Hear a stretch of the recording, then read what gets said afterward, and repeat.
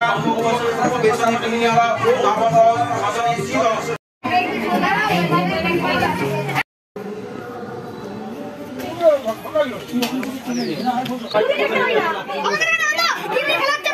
guys, hello and welcome back to my channel and welcome to a brand new vlog. তো তোমরা title thumbnail আর introduction দেখে তো বুঝেই গেছো যে আজকে কি নিয়ে ভিডিওটা হতে চলেছে। তো চলো প্রথম থেকে শেষ অবধি তোমরা ভিডিওটা দেখো আর ভালো লাগলে যা যা করতে হয় অবশ্যই করে দিও। তো লেটস স্টার্ট। তো আগের দিন তো তোমরা দেখলেই যে আমরা কিভাবে মজা করতে করতে ভাইকে স্নান করাতে নিয়ে গেছিলাম পুকুর পাড়ে। তো সেইখান থেকেই আজকে আবার ভিডিওটা নতুন করে শুরু করব। তো ভাইকে স্নান করানো সমস্ত পর্ব পুকুর পাড়ে শেষ করে বাড়ি চলে এসেছিলাম আমরা, তোমরা তো আগের ভিডিওতে দেখলেই। তো তারপরে আমরা নিজেরা বাড়িতে যে স্নান করে আবার এখানে রেডি হয়ে চলে এসেছিলাম। আর আসার পরে দেখি যে এখানে যজ্ঞ অলরেডি শুরু হয়ে গেছে। এদিকে মা, মামিমা, বোন তিনজনেই রেডি হয়ে চলে এসেছিলো এখানে যজ্ঞ দেখার জন্য। আর আমি তো আগেই চলে এসেছিলাম। আমরা আসার কিছুক্ষণ পরেই ভাইকে আবার নিয়ে আসা হলো যজ্ঞের এখানে। ভাই এখন এখানে বসে আছে দেখতে পাচ্ছ। আর এদিকে বামুন ঠাকুর মন্ত্র পড়ে চলেছেন। এখানে ভাইয়ের আগুনের তাপে কষ্ট হচ্ছিল, তাই মামিমা যে আঁচল দিয়ে মাথার ওখানটা ঢেকে রেখেছিল। তারই মধ্যে আমরা বাইরে একটু চলে এসেছিলাম বাইরের অ্যাম্বিয়েন্সটা তোমাদেরকে দেখানোর জন্য। দেখো এখন আকাশ প্রায় পরিষ্কার হয়ে গেছে, মেঘ নেই। আর যতক্ষণ আমরা বাইরে ছিলাম ততক্ষণই বৃষ্টি হচ্ছিল। আর এদিকে ভাই যেই দেখতে পেলো যে আমি ক্যামেরা নিয়ে রেকর্ড করছি, তখনই ভাই এসে ক্যামেরার সামনে হাই করে দিল। পরে সেখান থেকে আবার ভেতরে চলে গেছিলাম যেখানে অনুষ্ঠান হচ্ছিল। আর গিয়ে দেখি যে ভাইকে এখন গেরুয়া বস্ত্র পরানো হচ্ছিল। গেরুয়া বস্ত্র পরানোর পরে ভাইকে কিন্তু দেখতে খুবই সুন্দর লাগছিল। আর তারই মাঝে বামুন ঠাকুর কিছু নিয়ম পালন করে নিচ্ছিলেন, তোমরা দেখতেই পাচ্ছ। তারপরে ভাইয়ের হাতে একটা লাঠি ধরিয়ে দেওয়া হয়েছিল আর কিছু বলা হচ্ছিল। কী জন্য বলা হচ্ছিল জানি না, কিন্তু এটাও একটা নিয়মের পার্ট ছিল। এই অনুষ্ঠান চলার মাঝখানে অনেকটাই দেরি হয়ে গেছিলো আর আমার খিদেও পেয়ে গেছিলো, তাই খেতে চলে এসেছিলাম। আর এই যে মেনু কার্ড তোমরা দেখতেই পাচ্ছ।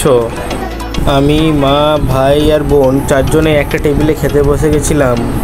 আর আমরা যে ব্যাচে খেতে বসেছিলাম সেটা ছিল 3 নম্বর ব্যাচ। তাহলে ভেবেই নাও কতটা লেট হয়ে গেছিলো খেতে।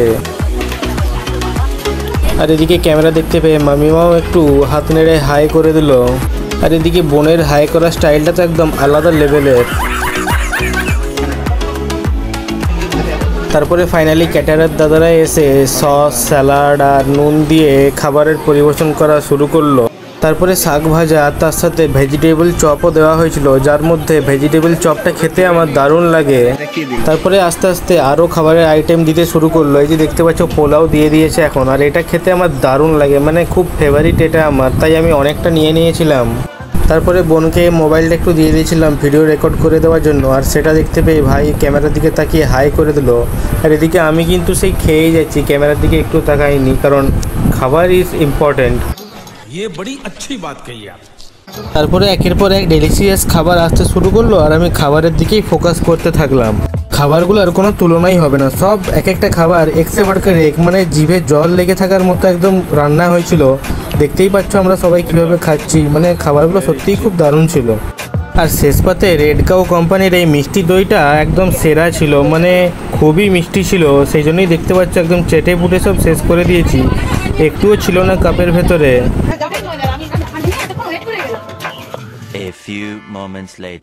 খাওয়া দাওয়ার পর্ব শেষ করে আবার চলে এসেছিলাম যজ্ঞের এখানে। এসে দেখি এখানে এখনো অনেক নিয়ম বাকি আছে আর সেগুলোই পালন করা চলছিল।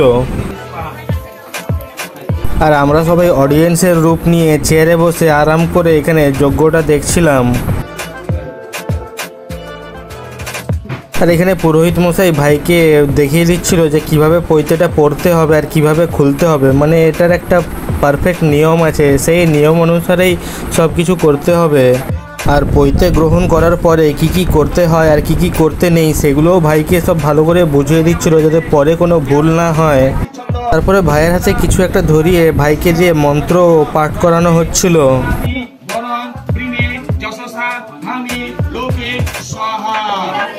এরপরে গেরুয়া বস্ত্র ছেড়ে ভাইকে রাজবেশ পরানো হচ্ছিল, কারণ এই রাজবেশ পরেই এরপরে শেষ নিয়মটা পালন করা হবে।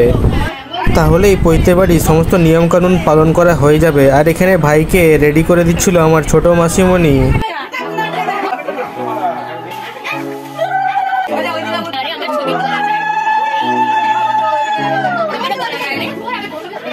ফাইনাল লুক কমপ্লিট হতে ভাইকে দেখতে কিন্তু দারুণ লাগছিল। তো তোমাদেরও কেমন লাগছে কমেন্ট বক্সে অবশ্যই জানিও। তারপরে বাকি ছিল সেই শেষ নিয়ম মানে আড়াই পা, তো সেটারই তোড়জোড় করা হচ্ছিল।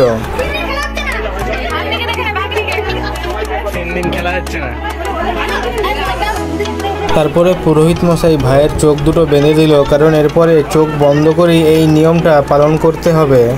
অ্যান্ড দেন ভাইকে সামনের দিকে নিয়ে আসা হলো যেখানে নিয়মটা পালন করা হবে, আর ভালো করে বুঝিয়ে দেওয়া হচ্ছিল যে কিভাবে পাগুলো ফেলতে হবে। নিয়মটা পুরোপুরি বোঝার পরে ভাই আস্তে আস্তে এক পা করে এগিয়ে যাচ্ছিল, আর যেহেতু ভাইয়ের চোখ বন্ধ করা ছিল তাই মামা আর মেসোমশাই তাকে হেল্প করছিল। তবেই এক পা করে এগিয়ে যেতে যেতে শেষ পাটা যখনই ফেলতে যাবে তখনই এখানে মেসোমশাই ভাইকে টেনে তুলে নিল, কারণ এই শেষ পাটা যদি ফেলে দিত তাহলে নাকি শুনেছি যে ভাই আর ঘরে থাকতে পারবে না, মানে ভাইকে ব্রহ্মচারী ধর্ম গ্রহণ করে বাড়ি ত্যাগ করতে হবে। তো আফটারঅল সেসব কিছুই হয়নি, সবটাই শান্তিমতোভাবে পূর্ণ হয়ে গেছিলো। তারপরে মেসোমশাই ভাইকে কোলে করে তুলে নিয়ে ভেতরে ঘরে রেখে দিয়ে আসছিল, কারণ এখন এরপরে আর 3 দিন ভাই কারোর মুখ দেখতে পারবে না। তো এইভাবেই পৈতের সমস্ত নিয়ম ভালোভাবেই পালন হয়ে গেছিলো, দেখতে পাচ্ছ। আর এটাই ছিল শেষ নিয়ম। তারপরে এই যে পুরোহিত মশাই এখানে শেষ পুজো করছিল ধূপ ধুনো দেখিয়ে। তো অনুষ্ঠান বাড়ি তো প্রায় শেষ, তো এবারে বিদায় নেওয়ার পালা। তো চলো সবার মতো আমিও এবার ভিডিওটা এখানে এন্ড করছি। তো চলো আবার তোমাদের সাথে দেখা হবে অন্য একটা ভিডিওতে। তো ততদিনের জন্য তোমরা সবাই ভালো থেকো, সুস্থ থেকো, আর আমার পাশে থেকো, আর ভিডিওটা ভালো করে দেখো আর সবাইকে শেয়ার করতে থাকো। Till then, by.